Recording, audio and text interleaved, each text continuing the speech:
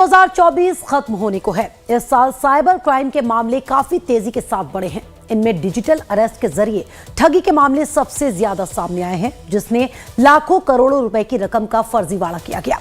न सिर्फ भारत बल्कि पूरी दुनिया ने साइबर क्राइम में इजाफा देखा है।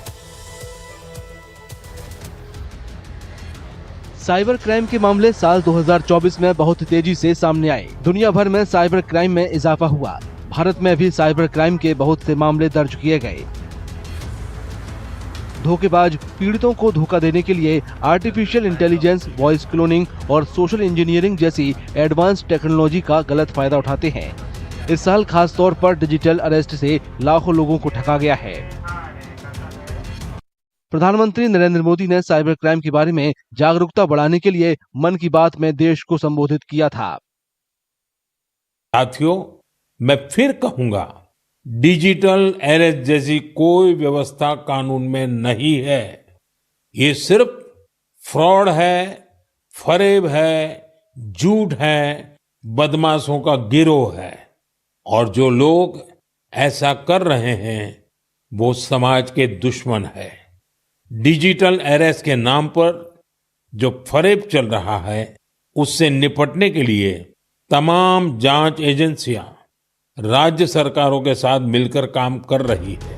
मुझे पता है आपकी तबीयत खराब है, लेकिन सबसे खतरनाक मामलों में से एक एआई वॉइस क्लोनिंग घोटाला था, जहां धोखेबाज पीड़ितों के परिवार के सदस्यों या दोस्तों की आवाज की नकल करने के लिए एआई तकनीक का गलत इस्तेमाल करते हैं। डिजिटल अरेस्ट में फंसे लोगों को जल्दी से जल्दी मनी ट्रांसफर करने के लिए मजबूर किया जाता है। डिजिटल अरेस्ट के मामलों ने बुजुर्गों में खासी दहशत पैदा कर दी है, क्योंकि अब कई सीनियर सिटीजन ऐसे मामलों में फंसकर करोड़ों रुपए गंवा चुके हैं।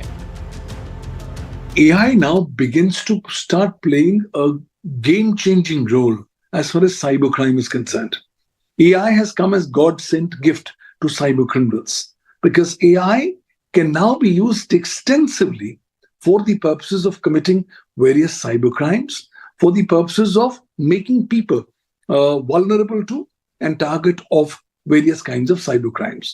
So in a number of these cases, we are now beginning to see how AI is being used to come up with digital fakes, with deep fakes, with all kinds of false information. 2024 के पहले 9 महीनों के दौरान cyber crime की वजह से 11,333 करोड़ रुपए की धोखाधड़ी के मामले दर्ज हुए। भारतीय रिजर्व बैंक ने डिजिटल अरेस्ट के जोखिमों से निपटने और वित्तीय प्रणालियों की सुरक्षा के लिए मजबूत साइबर सुरक्षा उपायों, लेन-देन की निगरानी और कानून प्रवर्तन एजेंसियों के एक साथ मिलकर काम करने पर जोर दिया है। Right. These are the, I would say, some of the byproducts or some of the ills that come with the progress. These are expected. Some of it is expected. But I think if we consciously start addressing those things, which have started happening, while digital has made lives easier for people, a lot more cyber crimes have increased also, I think, and common man gets affected by that as well. So these are some of the undesired results of that technology.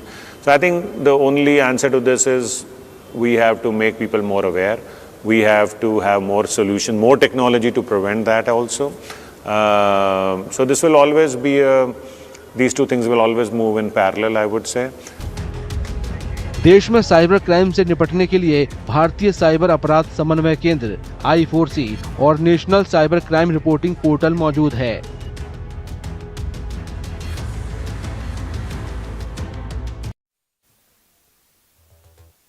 Live times पर खबरों का सफर लगातार जारी है, बने रहिए हमारे साथ।